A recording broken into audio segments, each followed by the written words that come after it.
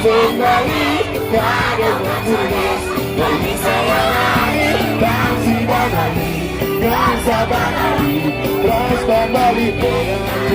mati karena adik sudah kembali